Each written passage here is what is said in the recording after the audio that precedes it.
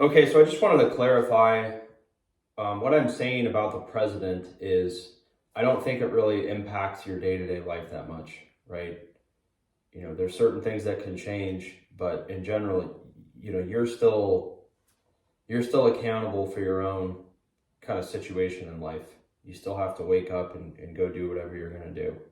Whether or not you want to go exercise or you want to go, eat at a certain restaurant or buy certain food and live your life a certain way, whether or not you want to take a vacation or work a certain job or try to get education to further your career. All these things are still going to be there for you, whether or not Kamala Harris or Donald Trump or anyone else is the president, right?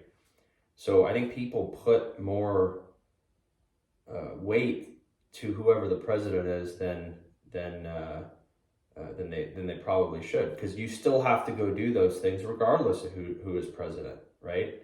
You can decide if you want to eat good. You can decide if you want to exercise. You can decide if you want to get more education. You can decide if you want to, change your career path or try a different business or whatever, right?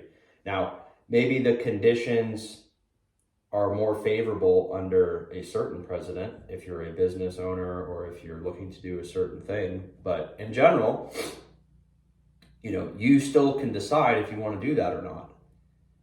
So your day-to-day life, I think, for the most part, you still have to do all the day-to-day stuff regardless of who the president is. And I don't think that changes. If Trump's president or if Harris is president, your life's going to be largely the same.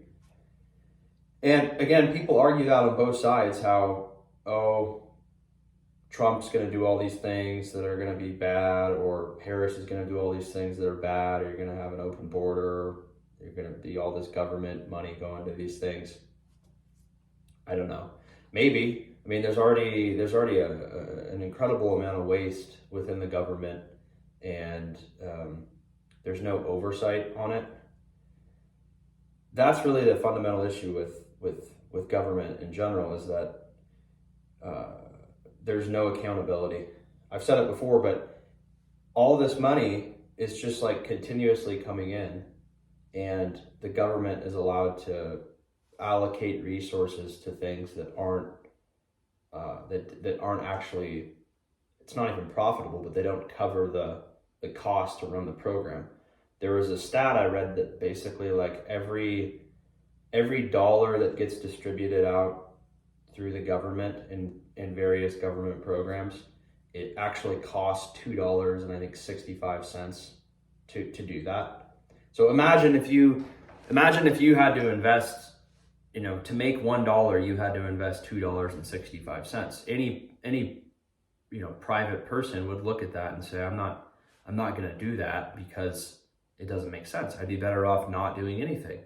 I'm not going to give you, it's the same as giving someone $2.65 and getting back $1, right? And if you just scale that up, we're going to give you $2.65 trillion and you're going to give us back $1 trillion. You can't really do that. That's why the United States is, we have a huge debt. There's a lot of government programs that, I'm not trying to say that the government programs don't help people. They certainly do help people. They bring resources and allocate funds to certain people and groups. But if you just add all of it up in the aggregate, you have a situation where it's highly inefficient because there's so much debt.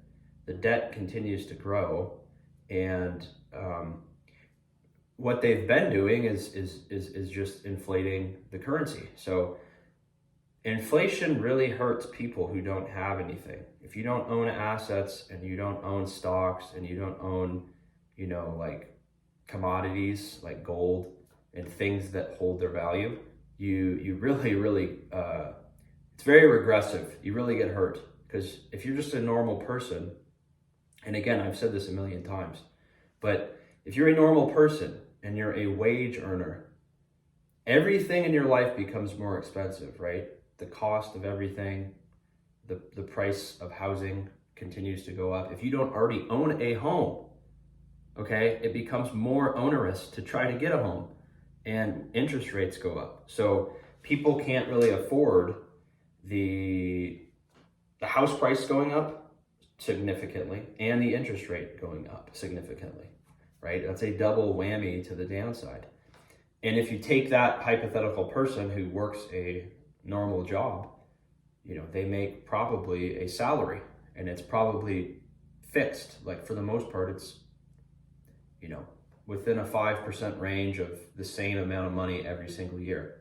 Maybe they get a small raise, but if you get a 3, 4, 5% raise, even if it's a little bit higher, it doesn't matter if the real inflation rate is closer to 10%. You're running on that hamster wheel, because even though you make nominally a little bit more money, every time that you have to buy something, you think about car insurance, you think about health insurance, you think about food and groceries, you think about clothing, you think about housing costs or rent, transportation costs. All these things go up far more than 3 or 4 or 5%. I mean, you go to a store now, or you go anywhere, you just look at the prices of things, right? I mean, like a t-shirt in a store now, it's like $70 for like a t-shirt or like a simple jacket. I look at the prices, I just can't believe it, right? So it's no wonder like more people are going to Walmart, and they're kind of trading down, and they're going for they're trying to find the cheapest option, because their money is just not going as far. And that's really the issue, because I think that's probably the United States' only way out of this all this debt that they have, is just continuing to devalue the dollar, right? Like if I owe you, let's say I owed you $100, like back in 1950, it would be a lot easier for me to repay that debt today than it would be in 1950. And the reason is because that $100 in 1950 could buy a lot more stuff than it can today. $100 today really can't even buy you just a simple grocery run. Like it can buy you like eggs, bread, milk, cheese, and like some vegetables. But you're not going to fill up your shopping cart with it. $100 back in 1920 or 1940 or 1950, could have been a down payment on a house. Maybe not, but it bought so much more stuff, right? So that's kind of what the United States is going to do. I think they owe all this money, and so they're gonna basically pay back all that money, or try to pay back all that money, with a dollar that is devalued and it isn't worth as much. And that really, like I said, it really hurts people who don't have anything, because they don't get that appreciation. If you own real estate, if you own stocks, your stock portfolio has gone up. It's gone parabolic. The price of your house has gone up 30%, 40% in the last few years, 50% even.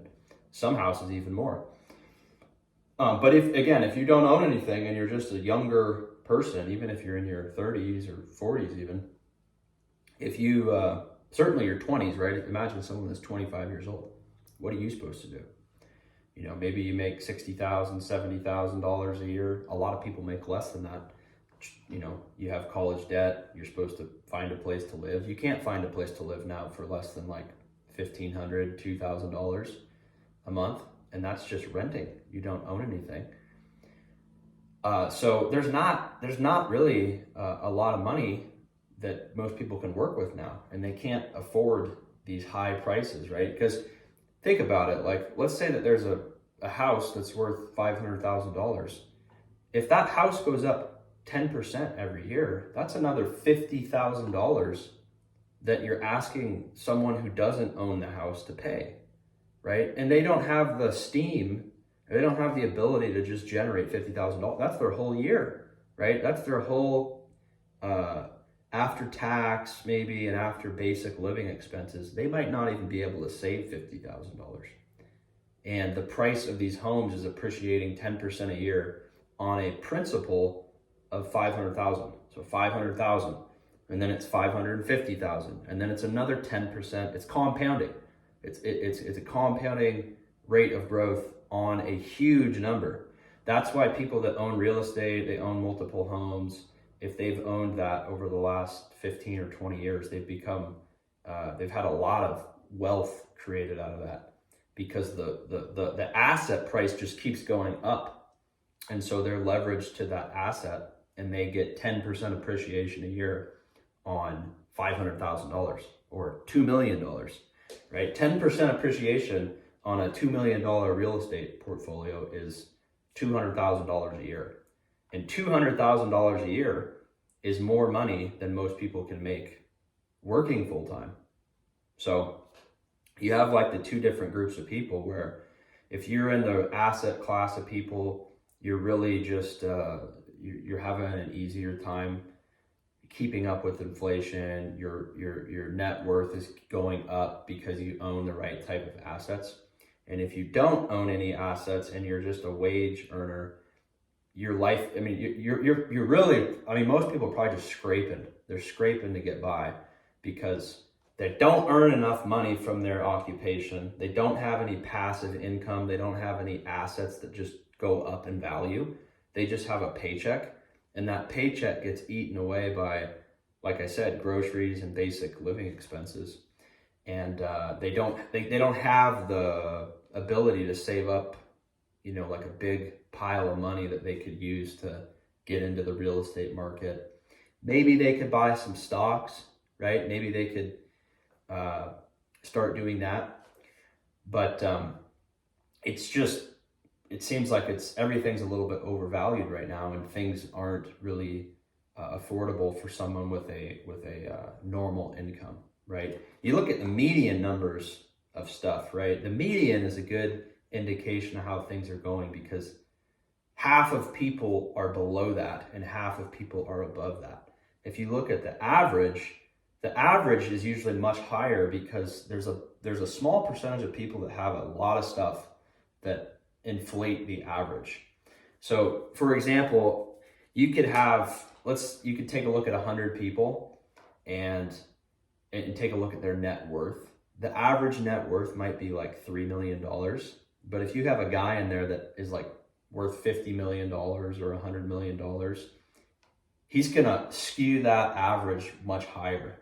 Maybe everyone else has an average of like $250,000, but he has an average of, you know, 50 million.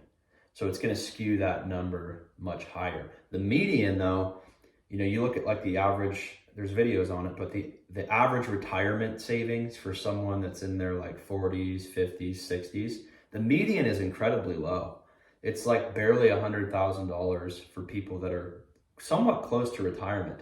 So what that means is that half of people who are under the age, or half of people who are like in their 50s and 60s, who are theoretically close to being, you know, retired, or potentially maybe can't work anymore because of their age and potential health conditions of some of these people, the median is like $80, $90, $100,000 for a lot of these age ranges. So half of people who are like 55, 60 years old, they have only about $100,000 of retirement savings.